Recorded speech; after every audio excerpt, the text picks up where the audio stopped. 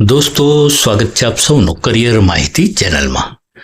દોસ્તો, central bank of ઇન્ડિયાની દેશભરમાં આવેલ અલગ અલગ બ્રાન્ચીસ ખાતે હાલમાં 4500 કરતાં વધુ જગ્યાઓ પર ભરતી માટે ઓફિશિયલ નોટિફિકેશન પ્રસિદ્ધ થયેલ છે.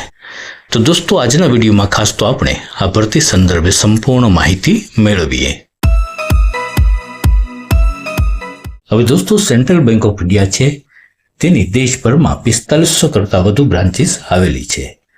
તો આ જે અલગ અલગ બ્રાન્ચીસ આવેલ છે તે બ્રાન્ચીસની અંદર હાલમાં 45 જગ્યાઓ પર એપ્રેન્ટિસની ભરતી થઈ રહી છે. તો દોસ્તો, તમે પણ જો આ ભરતી સંદર્ભે અરજી કરવા માંગતા હો તો આજનો વિડીયો તમારી માટે ખૂબ જ ઉપયોગી છે. તો દોસ્તો, સૌથી પહેલા તો હાલમાં જે સેન્ટ્રલ બેંક ઓફ ઇન્ડિયામાં ભરતી થઈ રહી છે તો તે સંદર્ભે કેટલીક અગત્યની તારીખો વિશે માહિતી મેળવીએ. તો આ ભરતી સંદર્ભે જે ઓનલાઈન રજીસ્ટ્રેશન છે તે તારીખ 7 જૂન 2025થી શરૂ થઈ ચૂક્યા છે. તેમજ આ માટે ઓનલાઈન અરજી કરવાની જે છેલ્લી તારીખ છે એટલે કે રજીસ્ટ્રેશન માટેની છેલ્લી તારીખ 23 જૂન 2025 રાખવામાં આવેલ છે. તથા ઓનલાઈન રજીસ્ટ્રેશન બાદ ફી ભરવા માટે વધારાના 2 દિવસો આપેલ છે. એટલે કે ઉમેદવાર 25 જૂન 2025 સુધીમાં ફી પણ ભરી શકશે. આ ઉપરાંત એપ્રેન્ટિસ તાલીમાર્થીની પસંદગી હેતુ જે બેંક દ્વારા સ્પર્ધાત્મક પરીક્ષા જે લેવાનાર છે તો ઓનલાઈન ટેસ્ટ છે તે સંભવિત જુલાઈના પહેલા અઠવાડિયામાં લેવામાં આવશે. હવે દોસ્તો, સેન્ટ્રલ બેંક ઓફ ઇન્ડિયામાં આ 4500 જેટલી જગ્યાઓ પર જે ભરતી થઈ રહી છે તો દેશના અલગ અલગ રાજ્યોમાં કુલ કેટલી જગ્યાઓ ખાલી છે તે માહિતી તમે સ્ક્રીન ઉપર જોઈ શકો છો. ખાસ તો ગુજરાતના જે ઉમેદવારો છે તો તેમને ગુજરાતમાં કેટલી વેકેન્સી ખાલી છે તે જાણવામાં વધારે રસ હોય છે. તો ગુજરાતમાં કુલ 305 એપ્રેન્ટિસની ભરતી થઈ રહી છે. હવે દોસ્તો, આજે ગુજરાતમાં 305 એપ્રેન્ટિસની ભરતી થઈ રહી છે તો તેમાં જિલ્લા વાઇઝ જે જગ્યાઓ છે તેની માહિતી પર તમે સ્ક્રીન ઉપર જોઈ શકો છો.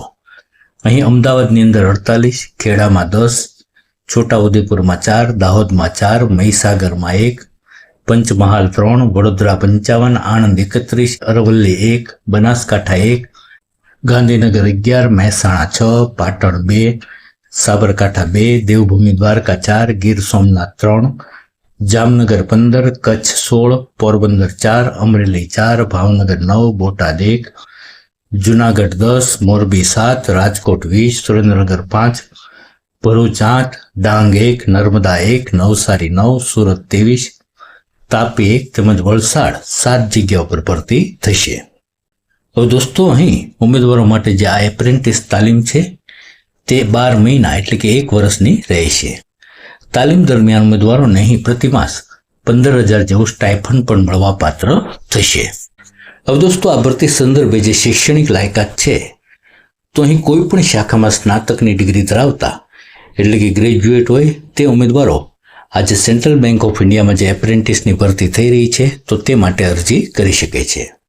અહીં ઉમેદવારની વય તારીખ 31 મે 2025ના રોજ 20 થી 28 વર્ષ હોવી જરૂરી છે. એટલે કે ઉમેદવારનો જન્મ તારીખ 31 મે 1997 થી તારીખ 31 મે 2005 વચ્ચે કે આ જ તારીખે થયો હોવો જરૂરી છે.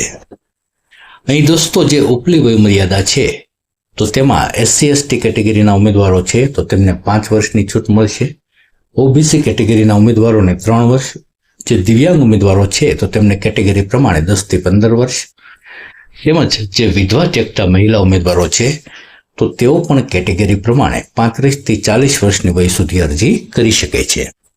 હવે દોસ્તો, અહીં સિલેક્શન પ્રોસેસમાં અહીં ઉમેદવારોની જે ઓનલાઈન ટેસ્ટ છે તે સંભવિત જુલાઈના પ્રથમ અઠવાડિયામાં લેવામાં આવશે. હવે દોસ્તો, આ જે ઓનલાઈન ટેસ્ટ છે તે હેતુલક્ષી પ્રકારની હશે, જેની અંદર ક્વોન્ટિટેટિવ એપ્ટિટ્યૂડના કુલ 15 પ્રશ્નો, લોજિકલ રીઝનિંગના 15 પ્રશ્નો, કોમ્પ્યુટર નોલેજના 15 પ્રશ્નો, ઇંગ્લિશ લેંગ્વેજના 15 પ્રશ્નો, બેઝિક રિટેલ પ્રોડક્ટ્સના 10 પ્રશ્નો, બેઝિક રિટેલ એસેટ પ્રોડક્ટના 10 પ્રશ્નો, બેઝિક ઇન્વેસ્ટમેન્ટ પ્રોડક્ટ્સના 10 પ્રશ્નો તેમજ બેઝિક ઇન્સ્યોરન્સ પ્રોડક્ટના 10 પ્રશ્નો. એ રીતે પરીક્ષાની અંદર કુલ 100 પ્રશ્નો અને 100 માર્કની પરીક્ષા હશે, જે માટે ઉમેદવારોને 60 મિનિટનો સમય આપવામાં આવશે. અહીં પરીક્ષાનું માધ્યમ અંગ્રેજી અથવા તો હિન્દી રહેશે. દોસ્તો, આ જે પરીક્ષા લેવામાં આવશે તો તેમાં નેગેટિવ માર્કિંગ સિસ્ટમ લાગુ પડશે નહીં. તો દોસ્તો આ પણ બાબત તમારે ખાસ ધ્યાનમાં રાખવાની રહેશે. અહીં દોસ્તો જે પણ ઉમેદવારો આ જે ઓનલાઈન હેતુલક્ષી પ્રકારની જે લિખિત પરીક્ષા લેવામાં આવશે તેમાં પાસ થઈને મેરિટમાં સ્થાન મેળવશે તો આગળ ઉપર ઉમેદવારોની લોકલ લેંગ્વેજની ટેસ્ટ પણ લેવામાં આવશે. દોસ્તો અહીં ઉમેદવારોનું જે ફાઇનલ સિલેક્શન છે તે જે આ ઓનલાઈન ટેસ્ટ છે તેના માર્ક્સના આધારે થશે. હવે દોસ્તો અહીં જે આપણે એપ્લિકેશન ફી છે તો એપ્લિકેશન ફીની અંદર જે દિવ્યાંગ ઉમેદવારો છે તો તેમને ઓનલાઈન અરજી સમયે ₹400 ફી ભરવાની રહેશે. જે SC/ST કેટેગરીના ઉમેદવારો તેમજ તમામ જે મહિલા ઉમેદવારો તેમજ EWS કેટેગરીના ઉમેદવારો છે તો તેમણે ₹600 ફી ભરવાની રહેશે. તેમજ આ સિવાયના અન્ય જે ઉમેદવારો છે તો તેમણે ₹800 એપ્લિકેશન એક્ઝામિનેશન ફી ભરવાની રહેશે. હવે દોસ્તો આ ભરતી સંદર્ભે તમે જો ઓનલાઈન અરજી કરવા માંગતા હો તો અહીં ઉમેદવારોએ ઓનલાઈન માધ્યમથી જ અહીં રજિસ્ટ્રેશન એટલે કે એપ્લિકેશનની પ્રોસેસ કરવાની રહેશે.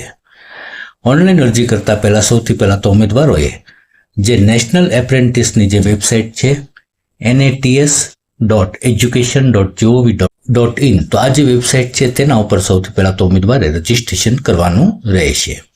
હવે આ જે NATSનું પોર્ટલ છે તેમાં એપ્રેન્ટિસ એડવર્ટાઇઝમેન્ટમાં ઉમેદવારોએ સેન્ટ્રલ બેંક ઓફ ઇન્ડિયાની જે એડવર્ટાઇઝમેન્ટ છે તે સિલેક્ટ કરીને તેમાં ઉમેદવારે અરજી કરવાની રહેશે. હવે જે પણ ઉમેદવારો જે NATSની વેબસાઇટ છે તેમાં એપ્રેન્ટિસ ઓપોર્ચ્યુનિટીમાં સફળતાપૂર્વક જે ઉમેદવારો અરજી કરશે તો તેમની અરજી તેમજ ડોક્યુમેન્ટની ચકાસણી બાદ બેંકનો BFSIનો જે ઈમેલ આઈડી છે તેના મારફત ઉમેદવારોને એક મેલ ભેજવામાં આવશે. દોસ્તો તમારે આ એપ્રેન્ટિસ ભરતી જે થઈ રહી છે તે અંગે તમારે જો વિશેષ માહિતી જોઈતી હોય તો ખાસ તો તમારે જે સેન્ટ્રલ બેંક ઓફ ઇન્ડિયાની જે વેબસાઇટ છે centralbankofindia.co.in આ વેબસાઇટ ઉપર તમારે વિઝિટ કરવાની રહેશે. દોસ્તો આ જે PDF છે તે PDF માહિતી છે તેની લિંક પણ મેં નીચે ડિસ્ક્રિપ્શનમાં મૂકેલ છે. ત્યાં ક્લિક કરીને આ PDF છે તે પણ તમે મેળવી શકશો. તેમજ નેશનલ એપ્રેન્ટિસની જે વેબસાઇટ છે જેના ઉપર તમારે રજિસ્ટ્રેશન કરવાનું છે એપ્રેન્ટિસ તરીકે તો તે વેબસાઇટ છે તેની લિંક પણ મેં નીચે ડિસ્ક્રિપ્શનમાં મૂકેલ છે. ત્યાં ક્લિક કરીને સીધા તમે NATSની વેબસાઇટ ઉપર પણ વિઝિટ કરી શકશો. તો દોસ્તો આશા છે કે હાલમાં સેન્ટ્રલ બેંક ઓફ ઇન્ડિયા દ્વારા 4500 જેટલી એપ્રેન્ટિસની જગ્યા પર ભરતી માટે જે ઓફિશિયલ નોટિફિકેશન પ્રસિદ્ધ થયેલ છે તેની અગત્યની તમામ માહિતી તમને આજના વિડીયોના માધ્યમથી મળી ગઈ છે. દોસ્તો આવી જ અગત્યની જો કારકિર્દીલક્ષી માહિતી હંમેશા તમને મળી રહે એવું તમે ઈચ્છતા હો તો જો ચેનલને સબસ્ક્રાઇબ ન કરી હોય તો સબસ્ક્રાઇબ જરૂર કરી દેજો. દોસ્તો માહિતીને લાઇક અને શેર પણ કરી દેજો. તો દોસ્તો ફરી પાછા આવી જ અગત્યની કારકિર્દીલક્ષી માહિતી સાથે મળીએ ત્યાં સુધી રજા આપશો. જય હિન્દ, વંદે માતરમ. હંમેશા ખુશ અને હેલ્ધી રહો એવી ઈશ્વરને પ્રાર્થના.